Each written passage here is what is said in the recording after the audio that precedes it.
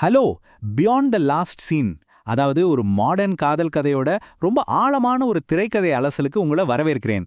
இன்னைக்கு நம்ம பார்க்க போற விஷயம் கொஞ்சம் ஸ்பெஷல். ஏன்னா இது வெறும் வார்த்தைகளால சொல்லப்பட்ட கதை கிடையாது. ஒவ்வொரு சின்ன காட்சியிலையும் எந்த அளவுக்கு உணர்ச்சியில கடத்திருக்காங்க அப்படிங்கறத நம்ம ரொம்ப டீப்பா அலச போறோம். வாங்க உள்ள போகலாம். இப்போ நான் ஒரு கேள்வி கேட்குறேன், கொஞ்சம் யோசிச்சு பாருங்களேன். ஒரு சாதாரண வாட்ஸ்அப் லாஸ்ட் சீன் டைம் எப்படி ஒருத்தரோட வாழ்க்கை பாதையை மொத்தமா புரட்டி போட முடியும்? நாம எல்லாரும் தினமும் பல முறை பார்க்குற ரொம்ப சாதாரணமான ஒரு விஷயம்தான் அது. ஆனா இந்த டிஜிட்டல் உலகத்துல அந்த சின்ன லாஸ்ட் சீன் நமக்குள்ள எவ்வளோ பெரிய எதிர்பார்ப்புகளை, சில நேரங்களில் ஏமாற்றங்களை ஏற்படுத்துது அப்படிங்கிறத இந்த கதை அப்படியே நம்ம கண் முன்னாடி நிறுத்துது. ஓகே, முதல் பகுதிக்கு வந்தாச்சு. மீம்ஸ் முதல் காதல் வரை நவீன ஆஃபீஸ் காதல். கதையோட ஓப்பனிங் சீன் ஒரு சென்னையில இருக்கிற ஐடி கம்பெனி. அங்க இருக்கிற வார்ம் லைட்டிங் ஒரு ஃபீல் குட் ரொமான்டிக் காமெடி படத்துக்கான மூட செட் பண்ணுது. இங்கதான் நம்ம அர்ஜுன், நித்யா 2 பேரும் மீட் பண்றாங்க. ஆனா அவங்க முதல் சந்திப்பே ஒரு வித்தியாசமான முறையில தான் தொடங்குது. ஆமாங்க, நித்யா ஆஃபீஸ் குரூப்ல அனுப்புன அந்த மெசேஜ் தான் அது. மண்டேவை சர்வை பண்ண காஃபி மட்டும் போதாது, சேலரி கிரெடிட் ஆகணும். சம்மர் ரிலேட்டபிள் இல்லையா? இதை படிக்கும் போதே நமக்கு ஒரு சிரிப்பு வருது. இந்த சென்ஸ் ஆஃப் ஹியூமர் தான் அர்ஜுனை ரொம்பவே கவர்ந்துருக்குது. தன்னோட வைஃப்க்கு செட் ஆகிற ஒரு ஆள் கிடைச்சிட்டாங்கன்னு அர்ஜுன் நினைக்கும் போதே அவங்களுக்கான ஒரு அழகான கனெக்ஷன் அங்க உருவாகிடுச்சு. இந்த ரிலேஷன்ஷிப் எப்படி படிப்படியா வளருதுன்னு பாருங்களேன். முதல்ல ஆஃபீஸ் குரூப்ல மீம் ஷேர் பண்றது, அப்புறம் லஞ்ச் பிரேக்ல நடக்கிற ஷேரிங், அதுக்கப்புறம் நைட் நேரங்கள்ல வாய்ஸ் நோட்ஸ், கடைசியா விடியற்காலை 2:14 வரைக்கும் நீடுற அவங்களோட சேட்டிங். ஒரு கட்டத்துல ரொம்ப தயக்கத்தோட அர்ஜுன் நம்ம ஃப்ரெண்ட்ஷிப்பை லவ்வா அப்கிரேட் பண்ணலாமா அப்படின்னு கேக்குறான். நித்யா கிட்ட இருந்து ஒரு ஹார்ட் எமோஜி வருது. அங்கிருந்து அர்ஜுனோட உலகமே ரொம்ப அழகா மாறுது. அடுத்து வாட்ஸ்அப் லாஸ்ட் சீன் மௌனம். அதாவது கதையில நடக்கிற ஒரு மிகப்பெரிய ஷிஃப்ட். சந்தோஷமா போயிட்டு இருந்த கதையில நித்யா கொஞ்சம் கொஞ்சமா அர்ஜுனா அவாய்ட் பண்ண ஆரம்பிக்கிறா. மெசேஜ்க்கு ரிப்ளை இல்ல, கால்ஸ் கட் ஆகுது. இந்த 2 சிச்சுவேஷனுக்கும் இருக்கிற முரண்பாட்டை கொஞ்சம் ஃபீல் பண்ணி பாருங்க. ஒரு பக்கம் ஆஃபீஸ் பேண்ட்ரியில ரொம்ப வார்மா சிரிச்சு பேசிட்டு இருந்த ஒரு அழகான சீன். ஆனா இப்போ இருட்டான தனிமையான ஒரு பெட்ரூம். வெளியில மழை பெஞ்சிட்டு இருக்கு, உள்ளே ஒரு ப்ளூ மூடி லைட்டிங். அர்ஜுனோட மனசுல இருக்கிற அந்த குழப்பத்தையும் தனிமையும் எந்த வசனமும் இல்லாம காட்சி அமைப்பே ரொம்ப பிரமாதமா நமக்கு கடத்துது. அர்ஜுன் தொடர்ந்து மெசேஜ் பண்ணிக்கிட்டே இருக்கான், ஆனா எந்த பதிலும் இல்ல. அவன் ஃபோன் ஸ்கிரீன்ல பாக்குற ஒரே விஷயம் எஸ்டர்டே 11:48 PM. அந்த டைம் அப்படியே உறைஞ்சு நிக்குது. யாருக்காவது டெக்ஸ்ட் பண்ணிட்டு வெயிட் பண்ணும்போது அந்த லாஸ்ட் சீன் கொடுக்கற வழி இருக்கே, அந்த தவிப்பை இந்த இடம் ரொம்ப அழுத்தமா காட்டுது.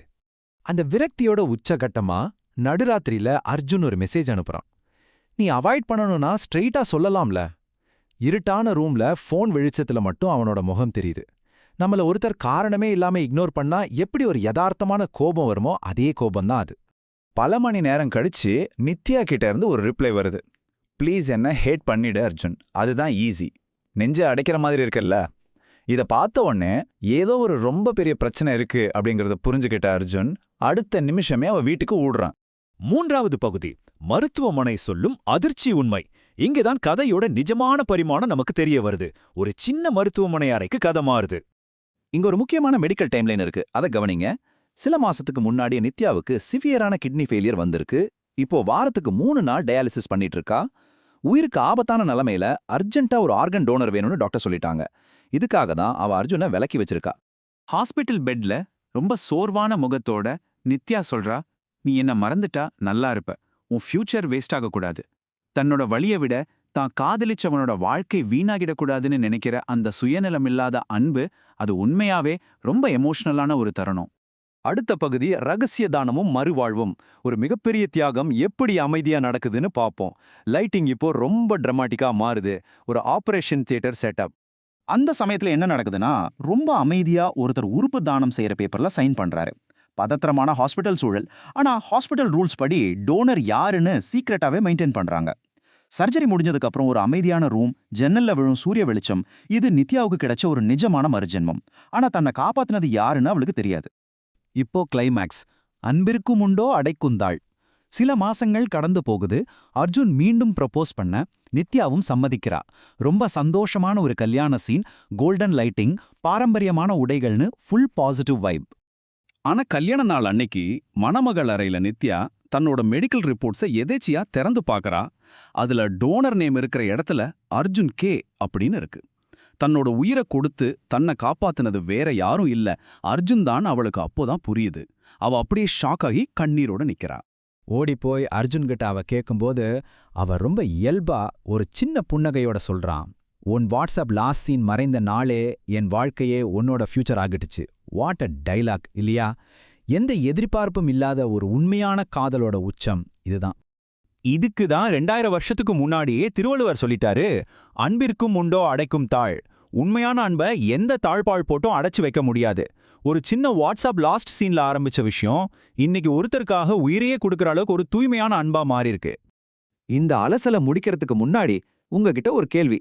காதலுக்காக உங்களுடைய முழு எதிர்காலத்தையும் இன்னொருத்தருக்கு கொடுக்கறதுனா உண்மையிலே என்ன அர்த்தம்? அர்ஜுன் நித்யாவுக்கு கொடுத்தது வெறும் ஒரு உறுப்பை மட்டும் இல்ல, அவளோட எதிர்காலத்தையே அவன் கையால செதுக்கியிருக்கான். இத பத்தி நீங்க என்ன நினைக்கிறீங்கன்னு யோசிச்சு பாருங்க. இந்த சுவாரஸ்யமான அலசல்ல என்னோட இணைஞ்சதுக்கு ரொம்ப நன்றி. மீண்டும் சந்திப்போம்.